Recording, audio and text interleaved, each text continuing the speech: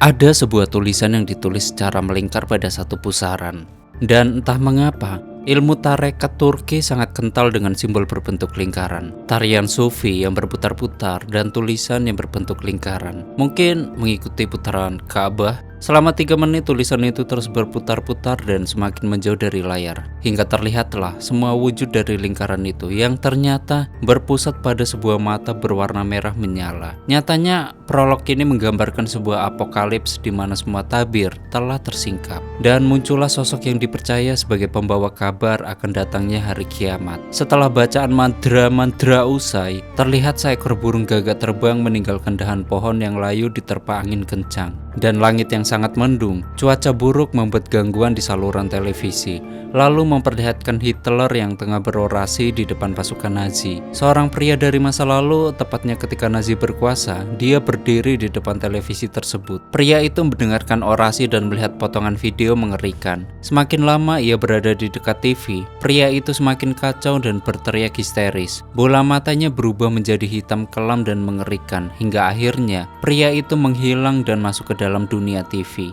Yang tentunya, hai para people, apa kabar kalian semua? Semoga kalian dirahmati Tuhan dan diberi rezeki yang lebih, amin. Balik lagi dengan saya Faizura Hots yang akan menemani malam kalian dengan film-film permintaan kalian dan intro. Yeah, we're making love, it's like a line of cocaine. Feels like heaven for a second, then I turn to a slave. She's kinda good at getting under my skin. Shoot me up, knock me down, cause she's my heroine. Until I'm lying on the floor, just trying to find myself a remedy. I've been drinking over. Selamat datang di channel Zura 14 dan selamat menonton. Setelah puluhan tahun berlalu, di tahun 2009 zaman sudah semakin modern. Kapel dan bangunan megah menghiasi negara bulan sapi itu. Namun di hari itu, cuaca tampak sangat buruk, angin kencang dan langit yang gelap, membuat siang nampak seperti petang. Awan membawa petir semakin tebal hingga menyambar beberapa bangunan tinggi di sana. Burung gagak ikut berjatuhan karena mati tersambar petir. Di sisi lain ada satu keluarga yang tinggal di villa mewah. Telepon dari nomor 3880 pun berdering. Dan bagi yang sudah nonton DAB1 pasti tahu arti dari nomor tersebut. Saat itu akses internet semakin stabil dan ponsel menjadi barang kebutuhan yang wajib dimiliki setiap orang. Namun di hari itu teknologi mengalami kekacauan. Seonggok wanita yang bernama Melissa, dia turun ke dapur untuk membersihkan alat makanannya. Melissa mulai merasakan hawa tak enak di ruangan gelap di depannya. Kemudian, Melissa mendengar suara gemuruh hingga ia lupa sedang menghangatkan makanan.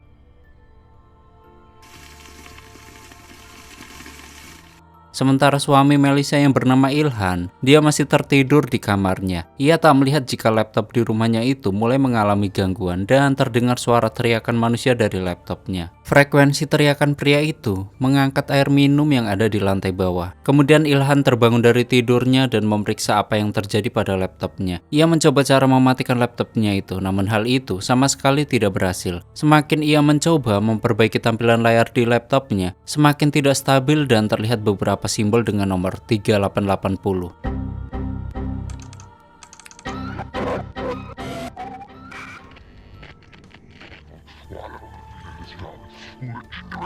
Sayangnya, Ilhan mengucapkan simbol itu beberapa kali, lalu mengundang sosok Dabe untuk masuk ke dalam rumahnya. Kemudian teriakan pria kembali terdengar dan membuat Ilhan terkejut. Sosok bayangan hitam sudah berada di rumah itu dan melangkah melewati tangga. Ilhan turun ke dapur untuk meminta saran istrinya. Ia berkata jika internet di rumah itu mati. Sementara Ilhan harus menyelesaikan pekerjaannya. Melissa berpikir mungkin itu karena suaminya yang sering membuka website nggak jelas dari internet. Ilhan pun langsung mengelak dan meminta Melissa untuk mengambilkan ponselnya. Malam itu anak gadis mereka yang bernama Funda seharusnya sudah sampai di rumah. Namun Funda masih belum memberikan kabar. Melissa tampak gugup dan resah akan kedatangan anak tirinya itu. Nyatanya hubungan antara Funda dan ibu barunya itu tampak tak akur. Kemudian Ilhan bertanya pada istrinya, "Mengapa kau sedih saat anakmu datang berkunjung?" Dengan menggebu-gebu, Melissa menjelaskan jika ia selalu memperlakukan Funda dengan baik. Namun Funda tak bisa menjaga perkataannya dan selalu mencela ibu tirinya itu. Di sini Ilhan mencoba menjelaskan pada istrinya jika anaknya itu masih kekanak-kanakan dan rindu dengan ibunya yang telah meninggoy. Ilhan meminta Melissa untuk berempati, namun Melissa berkata jika usia 18 tahun bukanlah anak-anak lagi dan seharusnya Funda bisa bersikap lebih baik lagi. Ilhan kembali bertanya, Mengapa Melissa tidak mau jika anak tirimu berkunjung? Bahkan saat liburan sekolah, Melissa kembali menegaskan jika Funda ingin ke rumah. Tolong jangan membentak dan mencela Melissa lagi. Melissa memohon pada Ilhan agar anaknya tidak memperlakukan Meli seperti orang jahat. Karena selama ini Meli selalu berusaha untuk berteman dengan Funda dan merawatnya dengan baik. Namun ternyata Funda sendiri yang memilih untuk ngekos daripada tinggal bersamanya. Ilhan pun sedikit naik darah. Ia berpikir jika istrinya itu sudah semakin tak masuk akal. Ilhan mencoba memahamkan pada istrinya jika Funda sama sekali tak membenci ibu sambungnya. Dan Funda akan datang dengan 2 orang temannya untuk memperkenalkan Melissa pada mereka. Meski Melissa tak siap menerima kepahitan dari perkataan Funda, akhirnya ia mengalah demi menuruti permintaan Ilhan. Lalu Ilhan memeluk istrinya itu dan tiba-tiba suara dentuman terdengar dari luar rumah. Ilhan memeriksa sumber suara itu dan membuka pintu depan. Saat dia keluar rumah, tiba-tiba teleponnya berdering. Ternyata Funda dan 2 temannya EJ dan Murad sudah sampai di halte bus dekat rumah. Ilhan pergi untuk menjemput anaknya itu dan meninggalkan Melissa sendirian di rumah. Saat berada di mobil, Ilhan mengajak istrinya untuk ikut, namun Melissa dia menolak. Setelah mengantar suaminya pergi, Melissa kembali masuk ke dalam rumah. Di depan rumahnya, ia kembali melihat bayangan hitam. Ia memperhatikan langit malam itu yang semakin mendung. Saat Melissa mendekati bayangan hitam itu, tiba-tiba asap tebal jatuh tepat di depan kakinya. Bayangan itu membentuk tubuh manusia hingga membuat Melissa lari ketakutan.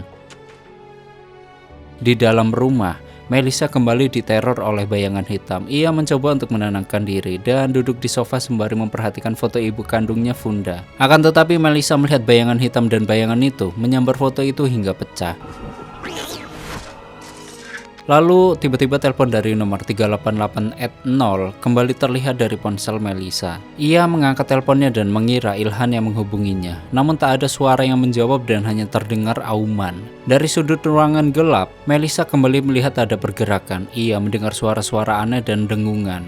Lalu tiba-tiba TV di depannya menyala sendiri. Melissa mendekati TV itu dan menempelkan jarinya di layar monitor. Dari dalam monitor, sosok Dabe sudah memperhatikannya. Melissa berjalan menuju ke dekat tangga. Lalu terlihat kepala manusia menempel di dinding dengan tubuh yang menyerupai asap. Melissa kembali masuk ke dalam ruangan dan melihat ada kepala yang bergerak di dinding ruangan itu. Saat Melissa memergokinya, kepala itu berteriak dan langsung menghilang begitu saja. Melissa pun menjadi semakin kacau. Ia beristirahat sejenak di dapur sambil minum soda. Namun tiba-tiba suara kembali terdengar dari laptop Ilhan. Ia membuka laptop suaminya itu dan menemukan sebuah gelombang elektromagnetik yang dapat menghubungkan dunia manusia dengan alam jin. Melissa terus memperhatikan gelombang berwarna merah itu. Dari ruangan di belakangnya, ada pria dengan jubah hitam muncul. Pria itu tak lain adalah Ilhan. Melihat ada bayangan suaminya dari layar laptop, Melissa mendekati pintu di belakangnya itu. Saat ia melangkahkan kakinya, voila! Di sini Melissa menyentuh jantungnya takut kalau copot. Ia terbangun dari mimpi menyeramkannya itu dan menutup layar laptop suaminya. Namun kali ini suara aneh benar-benar muncul tapi dari luar rumah. Suara itu mengetuk pintu. Ia pun memeriksa siapa yang datang ke rumahnya malam-malam. Terdengar suara laki-laki yang meminta tolong dari luar rumah. Dan suara itu semakin memaksa untuk bisa masuk ke dalam rumah Melissa. Istri Ilhan tentu tak mau membukakan pintu. Terlihat di luar rumahnya berkata, jika mereka Dabe yang dimaksud telah datang. Lalu Melissa pergi menjauh dari pintu dan mengintip dari jendela. Ia hanya melihat bayangan gelap yang tak jelas wujudnya. Dan suara aneh kembali meneror Melissa saat Melissa memeriksa rumahnya. Salah satu kabel listrik di dekatnya meledak. Melissa yang sudah sangat ketakutan itu pun menelpon Ilhan agar segera pulang. Melissa berpikir jika ada orang asing yang menyusup ke dalam rumahnya. Namun sambungan telepon suaminya itu terputus dengan sendirinya. Melissa kembali mendapat teror di mana ia melihat asap hitam pekat yang menyerangnya.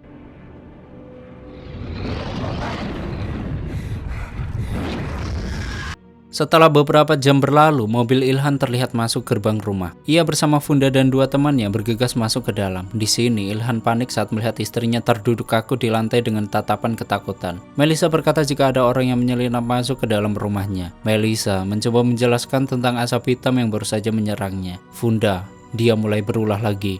Ia berbisik pada teman-temannya jika ibunya itu mungkin sudah menjadi ODGJ. Namun Ilhan berusaha menenangkan istrinya itu dan meminta Funda untuk mengambilkan segelas air. Funda tampak terpaksa dan tak senang diperintah oleh ayahnya sendiri. Lalu Ilhan memberikan segelas air itu pada istrinya dan segera memeriksa seluruh ruangan di dalam rumah. Sementara Melissa masih terduduk ketakutan di depan Funda dan dua temannya. Ia meminta maaf atas ketakutan yang ia alami. Funda melihat foto ibunya pecah dan berserakan di lantai. Funda pun langsung menanyakan hal itu pada Melissa. Namun belum sempat Melissa menjawab, Funda langsung menuduh Melissa yang memecahkannya. Funda berkata jika Melissa sengaja berpura-pura ketakutan untuk mengusirnya dari rumah itu. Bahkan ia juga meminta ibu sambungnya itu agar berhenti menangis. Waktu mendengar teriakan Funda, Ilhan langsung turun ke bawah. Ia bertanya, mengapa Funda membentak ibu sambungnya? Funda berkata jika Melissa berbohong dengan apa yang terjadi di rumah itu. Funda berkata pada ayahnya untuk mengajari Melissa sopan santun dan tidak mempermalukan di depan teman-temannya. Ia juga berkata jika ayah sudah melupakan ibu kandungnya dan menikahi wanita psycho.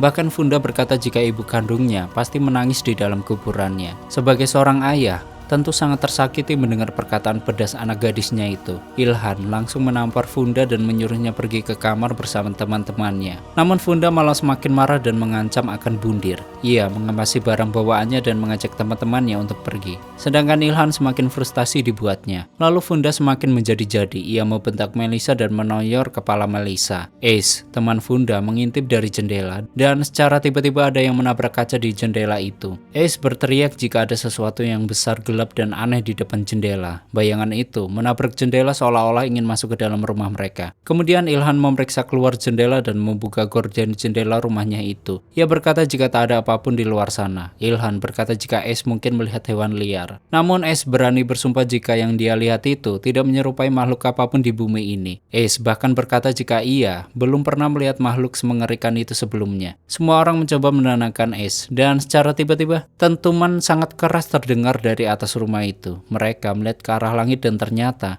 awan sudah membentuk gumpalan hitam pekat. Awan itu bergerak sangat cepat dan tak lazim. Melihat penampakan itu, Ace semakin ketakutan. Ia berkata pada Funda untuk meninggalkan kota orang tuanya itu. Saat Ace panik parah, dari luar asap hitam pekat turun dari langit dan menabrak kaca jendela. Sontak semua orang terkejut dan berlari menjauh. Ilhan pun menutup gorden rumahnya agar keluarganya tak ketakutan, dan guncangan kembali terjadi hingga membuat rumah itu bergetar hebat. Di sini Ace berteriak jika guncangan itu bukanlah gempa bumi, melainkan terkena hantaman dari luar rumah. Ilhan meminta anak-anaknya itu untuk tetap menunduk dan berlindung di bawah meja. Setelah beberapa waktu berlalu, goncangan sudah berhenti. Mereka kembali dikejutkan dengan suara ketukan dari arah pintu. Ilhan pun berjalan mendekati pintu itu, namun langkahnya terhenti saat melihat asap hitam mulai memaksa masuk.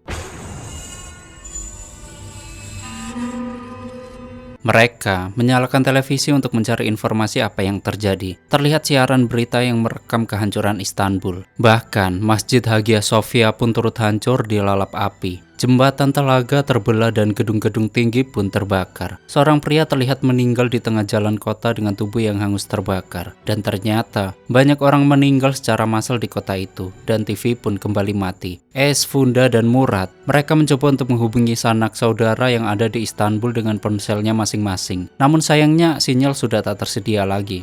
Di sini Ace semakin stres dan khawatir orang tuanya tak selamat dari kejadian mengerikan itu. Lalu Murad meminta Ace untuk sedikit lebih tenang. Namun Ace malah semakin emosi. Ilhan melerai pertengkaran mereka dan berkata jika perang dunia ketiga mungkin sudah terjadi dan serangan senjata nuklir sudah ditembakkan. Dari sudut ruangan kembali terlihat ada bayangan hitam yang melintas. Saat semua orang memperhatikan pintu, asap pekat keluar dari pintu itu dan membentuk wujud menyerupai awan. Kemudian TV kembali menyala dengan rekaman pesawat yang jatuh terbakar hingga meledak. Rekaman itu berganti dengan lorong di gua pemuda Kahfi. Banyak makhluk aneh yang berjalan keluar dari lorong gua itu. Lalu tiba-tiba TV memancarkan cahaya merah sangat terang hingga memutus aliran listrik di dalam rumah itu. Seketika ruangan menjadi gelap gulita. Ilhan menyalakan korek api sembari menenangkan semua orang. Ia berkata, senter ada di ruang bawah, di dekat lemari pakaian. Ilhan menyalakan lilin yang ada di ruangan tengah dan berencana untuk mengambil senter sendirian di ruang bawah. Namun suara dentuman kembali terdengar dari arah pintu. Melissa mencoba untuk menenangkan anak-anak itu dan mengajak mereka untuk berdoa bersama. Ace kembali rewel dan semakin memperparah keadaan. Murad meminta Ace untuk tidak terus-terusan mengeluh ataupun menangis. Melissa kembali meminta anak-anak itu untuk tetap tenang, sementara Ilhan sudah kembali dengan 2 buah senter. Ia mencoba menyalakan saklar listrik di rumahnya, namun tetap tak menyala. Ilhan menjelaskan jika kejadian yang tengah terjadi itu pasti perang,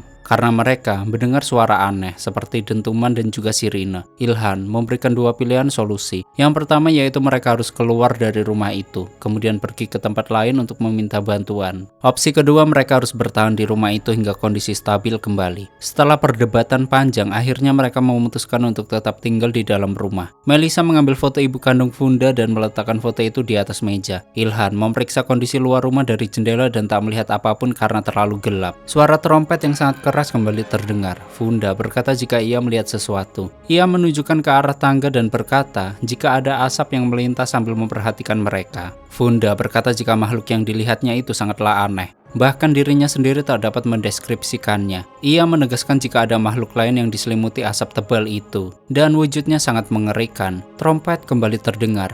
Makhluk dengan asap hitam turun dari tangga dan menghampiri mereka. Seluruh ruangan itu dipenuhi dengan gas berwarna hitam dan membuat mereka kesulitan melihat. Makhluk itu mendengar suara dentuman dan berbalik arah ke atas tangga. Di luar rumah terlihat asap hitam berterbangan dengan jumlah yang tak terkira. Namun asap itu kembali turun dan mulai menyerang semua orang. Terlihat pandangan dari makhluk itu berwarna merah. Ia menabrak semua orang dan menakut-nakuti mereka. Saat suara dentuman kembali terdengar, makhluk yang muncul dari suara trompet itu pun berbunyi lagi di atas tangga. Ilhan memeriksa kondisi istri dan anaknya yang sangat ketakutan. Sedangkan Murad memastikan kondisi pacarnya yaitu Ace. Namun Ace justru berteriak jika mereka akan segera mati dalam situasi yang sangat kacau. Ace mulai berteriak histeris dan mengeram. Seketika itu suara nging dengan frekuensi tinggi terdengar sangat memekakan telinga. Cahaya merah kembali terlihat menyinari rumah itu hingga akhirnya mereka terjatuh ke lantai sambil menutup telinga. Sementara itu pergelokan luar binasa antara makhluk astral masih kembali terjadi di luar sana. Mereka tersadar dengan kondisi yang semakin sulit. Ace dan Funda mimisan, sementara Murad muntah darah. Melissa juga kesulitan bernafas hingga merasakan mual yang sangat hebat.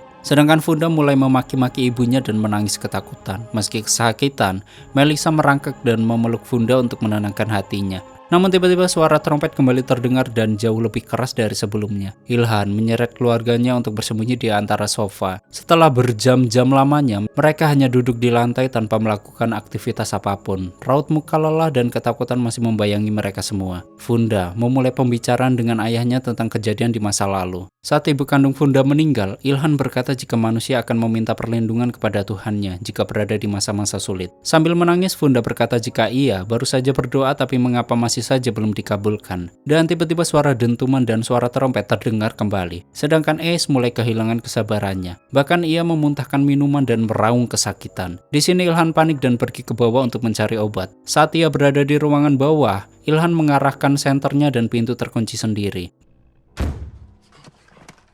Makhluk bersuara trompet itu mendekati Ilhan. Ilhan berteriak dan makhluk itu hilang dari hadapannya. Ilhan mendengar suara teriakan dari ruangan tengah. Ternyata Ace sudah kesurupan makhluk jahat. Semua orang berteriak ketakutan karena melihat ada makhluk yang bersembunyi di dalam mulut Ace. Ilhan memeriksa di dalam mulutnya dan ternyata Ace sudah kerasukan asap hitam. Ace menyerang semua orang dan pergi keluar dari rumah.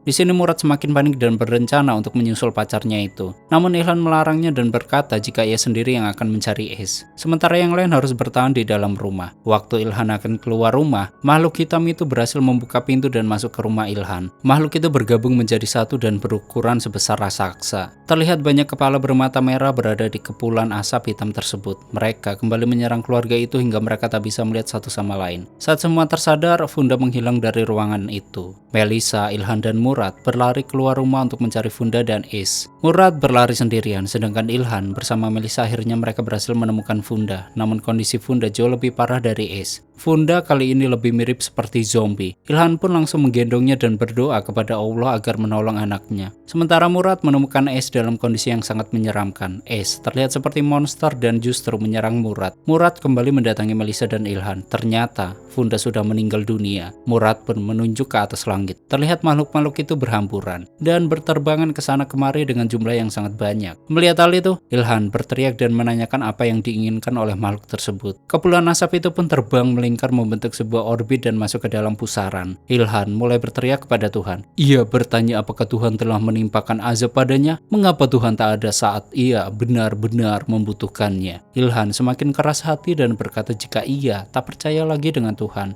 Ia berteriak mengulang kalimatnya jika ia tak percaya dengan adanya Tuhan. Seketika itu, ribuan asap pekat menyerbu Ilhan lalu tamat. Picture this, I'm a bag of dicks, put me to your lips, I am sick, I will punch a baby bear in his... Oke, seperti itulah story filmnya. Bagaimana menurut kalian dengan film ini? Silahkan berdebat di komentar. Bagi kalian yang ingin filmnya di storyin, silahkan tulis di komentar. Terima kasih udah nyimak video ini sampai habis. Terus support channel ini dengan menekan like, subscribe, dan share ke alam semesta. Ani pamit and stay on my channel. Jangan kemana-mana. Sampai ketemu lagi di video selanjutnya. Bye-bye.